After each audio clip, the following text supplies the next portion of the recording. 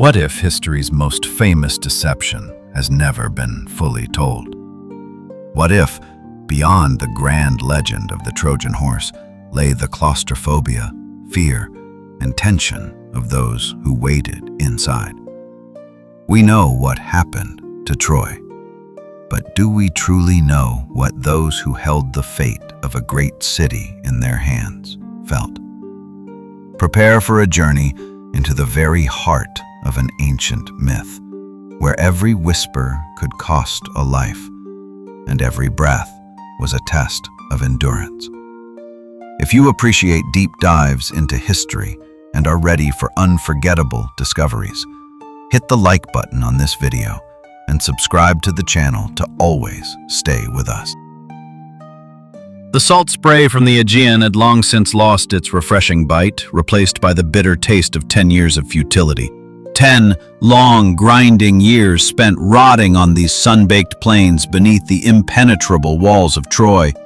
My men, my Ithacans, their faces etched with weariness, their spirits slowly eroding like the stone battlements we assaulted daily. We had sacrificed so much: blood, youth, sanity, for Helen, for honor, for a war that refused to end. Ajax was dead, driven mad by Achilles' armor. Achilles himself, the glorious, unstoppable Achilles, had fallen to Paris' cowardly arrow, his heel finally found. Great Agamemnon, noble Menelaus, even the wise Nestor, all of us felt the chill of despair creeping into our bones. Our grand strategies, our frontal assaults, our siege engines, our fierce warriors, they had all shattered against the bronze gates and towering walls of Ilion. Troy, it seemed, was truly invincible. I stood on the wind-swept shore one grim morning, watching the waves tirelessly crash against the sand, just as our efforts tirelessly crashed against Troy. My mind, usually a whirlwind of plans and contingencies, felt as barren as the battlefield after a skirmish. We were exhausted. They were exhausted, but they were still behind their walls, and we were still outside. There had to be another way, a way not of brute force, but of deception. The idea, when it struck me, was audacious. It was born from desperation, fertilized by frustration, and sharpened by years of observing Trojan psychology. They were proud, devout, and perhaps a little too trusting of their gods and their own resilience. If we could not break their walls, perhaps we could trick them into opening them for us. I began to speak, carefully, cautiously, to those I trusted most. To Nestor, whose wisdom was as old as the hills. To Diomedes, whose courage matched his pragmatism. But primarily, I spoke to Achaeans, the master carpenter, a man whose hands could coax wood into any form, whose mind understood structures and mechanics with an almost uncanny intuition. He was our greatest craftsman, and he was the key to my madness. A gift, I whispered to them under the cloak of night. A final offering, not of peace, but of vengeance. I laid out my vision. A colossal, hollow, wooden horse. A symbol of devotion to Athena, a thank you for 10 years of war, ostensibly. A gesture of surrender, a sign of our departure. But inside, I explained, inside its belly will be our finest warriors. A hand-picked few, the best among us. The initial reactions were varied. Some stared at me as if I had truly lost my mind. A horse, Odysseus? We are warriors, not carpenters, others scoffed. But Nestor, after a long silence, merely nodded slowly, a glint in his ancient eyes. Cunning, he murmured. Truly cunning, son of Laertes. Diomedes gripped his sword hilt, a grim smile on his lips. If it means an end to this cursed siege, I am with you. Hippias, however, was the one who saw the vision most clearly. His eyes, usually focused on the grain of wood, now held a strange, calculating light. Colossal, you say? Large enough for men? It would be a monumental task. The finest timber, the strongest joints, if excess, yet sound enough to hold us all. His initial skepticism morphed into an artisan's challenge, a problem to be solved. We began our secret work. Achaeans, with a few trusted men, started felling the tallest pines from Mount Ida, working with a feverish intensity.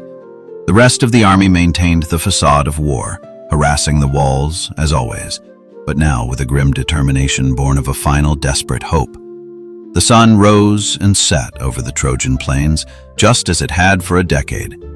But this time, it shone on the genesis of a plan that would either bring us glorious victory or complete, utter annihilation. And I, Odysseus, who had dreamed this impossible dream, knew I would be among those who faced the ultimate test, hidden within the belly of the beast. The deception had begun. The great horse grew day by day, an impossible, silent marvel rising from the shipyards. Achaeans and his chosen carpenters worked feverishly, their mallets echoing through the camp in a rhythm that was both frantic and precise. We disguised our efforts as a grand sacrifice, a monumental offering to Athena, meant to appease her after 10 long years of our failing war. The Trojans, from their walls, watched our every move, their curiosity a tantalizing hook on which to hang our deception. The sheer scale of it was breathtaking. It stood taller than any man, its belly hollowed out, its flanks meticulously carved. It had a small concealed door on one side and cleverly hidden ventilation holes. Looking at it, a shiver ran down my spine, a mix of awe for Achaeans' craft and dread for the gamble we were about to take. This would be our tomb or our triumph. Selecting the men was a torment in itself. Each warrior had to be the finest, not just in strength and courage, but in discipline and silence. I chose them myself. 30, some myths say, others more, but each a hero. Men like Diomedes, fierce and unyielding. Menelaus, his face grim, his resolve fueled by a decade of longing for Helen. Neoptolemus, Achilles' son, burning with a warrior spirit. And of course, Achaeans, the builder, who knew every creak and groan of his creation. The night before, we gathered in a hushed tent. There were no grand speeches, only quiet instructions. We sharpened our daggers, checked our armor for any telltale clink. We stripped off anything that might betray our presence. No shining helmets, no jingling greaves. We would move like shadows, strike like ghosts. The air was thick with unspoken goodbyes, with the weight of our gamble. Some wrote letters to their families, just in case. I did not. My fate, and that of Ithaca, rested on the success of this mad scheme. Entering the horse was a chilling experience. One by one, we climbed a rope ladder into the dark, confined space. The air immediately grew heavy, stale. The sounds of the outside world muffled. We pressed ourselves against the wooden ribs, each man taking his assigned position. I felt the rough timber against my back, the faint smell of fresh-cut wood mixed with the sweat of nervous men. Achaeans sealed the hidden door from the inside, plunging us into near-total darkness, pierced only by slivers of light from the ventilation holes. The silence within was absolute, broken only by the ragged breaths of tightly packed warriors.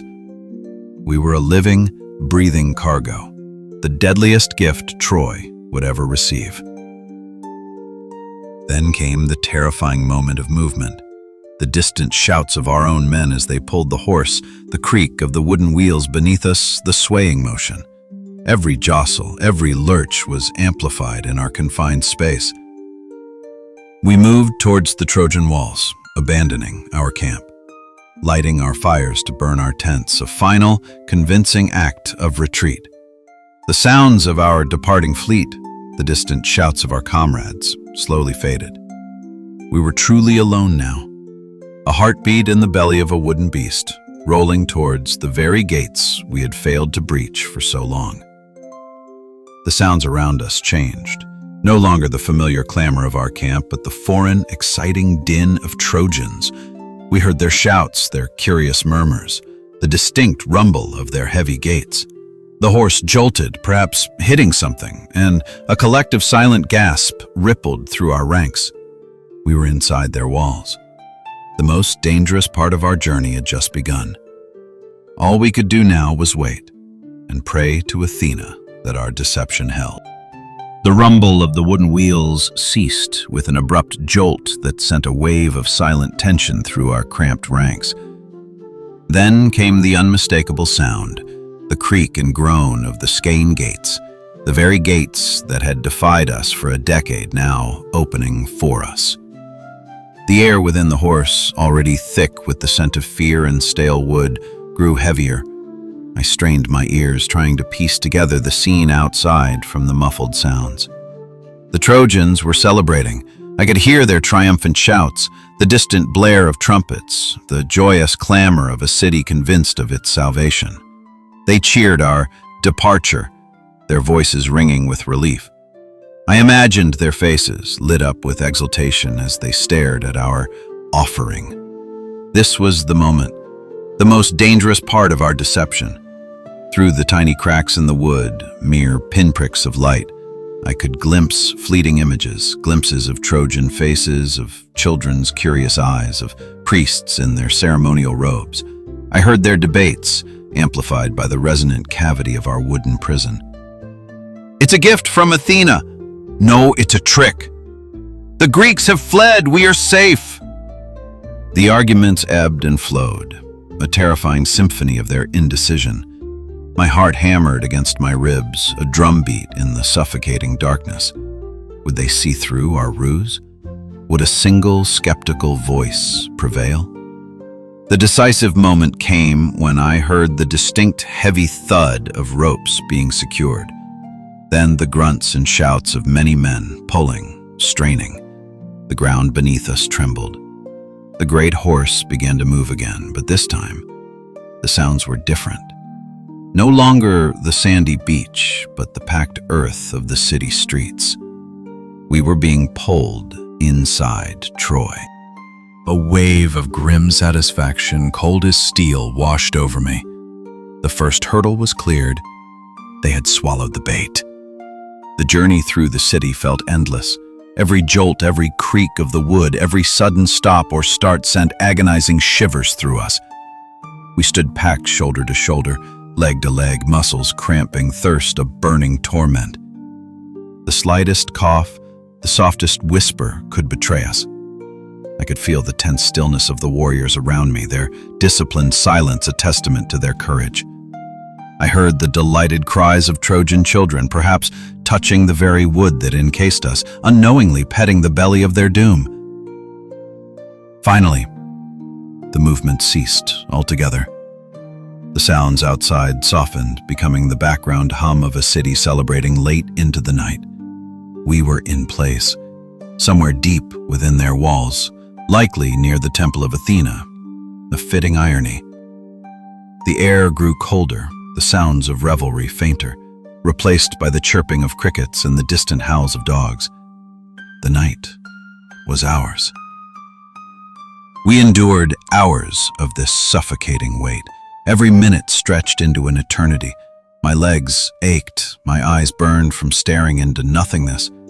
The warriors around me were statues, their breaths barely audible. We listened to the city fall silent, one house at a time, until only the wind whispered past our wooden shell. It was a torturous vigil, a test of nerves as grueling as any battle. But as the last sounds of revelry died and the deepest part of night descended, I knew our moment was approaching. The city slept. Troy was ours for the taking. The deep silence inside the horse was finally shattered, not by a sound from within, but by a distant familiar signal. The faint flicker of a torch from our fleet, a prearranged signal on the horizon. My heart leaped. It was time. The hours of agonizing stillness, the cramped muscles, the suffocating darkness, it all evaporated in a rush of adrenaline. I gave the silent command, a mere flex of my fingers on the shoulder of the warrior in front of me. Epius, with practiced precision, worked the hidden latch. The concealed doors swung inward with a soft, almost imperceptible creak. A gasp of fresh, cool night air filled our lungs, and then the sight of the clear, star-studded Trojan sky. Freedom and opportunity. One by one, like silent phantoms, we descended the rope ladder into the heart of Troy. No triumphant shouts, no rallying cries, only the soft padding of bare feet on the cobblestones.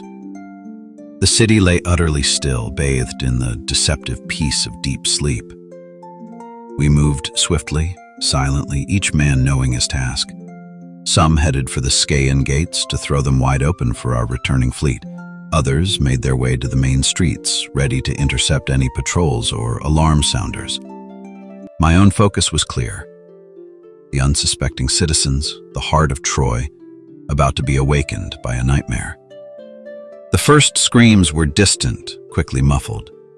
Then the clash of bronze, the terrified shouts of men roused from sleep by cold steel. The plan was unfolding perfectly. As I moved through the shadowy streets, a sense of grim satisfaction mixed with the raw, brutal necessity of our task. This was not a fair fight. It was an execution. A decade of frustration, of fallen comrades, of futile assaults, now found its release in this terrible, decisive night. Suddenly, the roar of 1,000 voices swelled from the harbor. Our fleet. They had seen our signal, had sailed back, and were now pouring through the open gates, led by Agamemnon and Menelaus. The sounds of battle intensified, echoing through the sleeping city. Fire began to spread, first from buildings where resistance was met, then purposefully lighting up the sky with a hellish orange glow. I fought with a cold, desperate fury, my sword a blur in the chaotic night. I saw my men, my Ithacians, unleashed after years of confinement, cutting down the bewildered Trojans. The air filled with the cries of the dying, the terrified wails of women and children, the triumphant roars of our warriors. Troy, the invincible city, was collapsing, not under siege, but from within, devoured by the very gift it had embraced. The sacred walls, which had protected them for so long, now served only to trap them. The great horse, now empty, stood silent, a dark silhouette against the inferno that consumed the city. It was no longer a symbol of peace, but a monument to deceit, a grim testament to the utter destruction we had wrought. The war for Troy was truly over, ending not with a battle, but with a horrifying, premeditated slaughter under the silent, judging gaze of the stars. The night that followed our emergence from the horse was a symphony of destruction. By dawn, Troy, the once proud, impregnable city, was a smoldering ruin. Smoke plumed from shattered palaces and burning temples, painting the sunrise in hues of ash and regret. The air hung heavy with the stench of death and charred wood.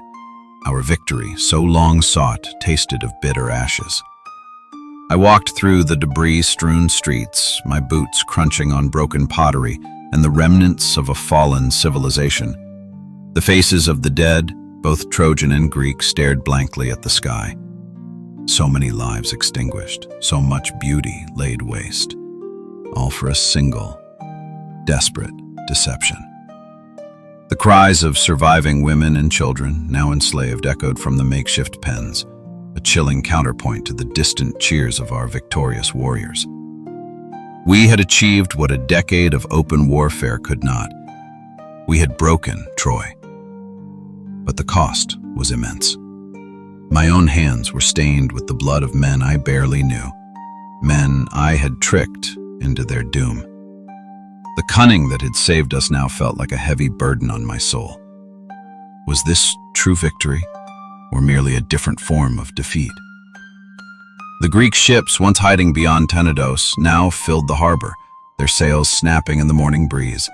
Our comrades, those who had waited, looked upon us with awe, hailing us as heroes. But there was a hollowness in their triumph. They had not witnessed the intimate horror from within the wooden beast, the silent descent into the sleeping city, the chilling precision of the slaughter. Agamemnon, beaming, clapped me on the shoulder. Odysseus, son of Laertes, your ingenuity has finally brought us victory, the greatest trick ever played. His words, meant as praise, felt like a judgment. I simply nodded, my gaze fixed on the still-burning embers of the city.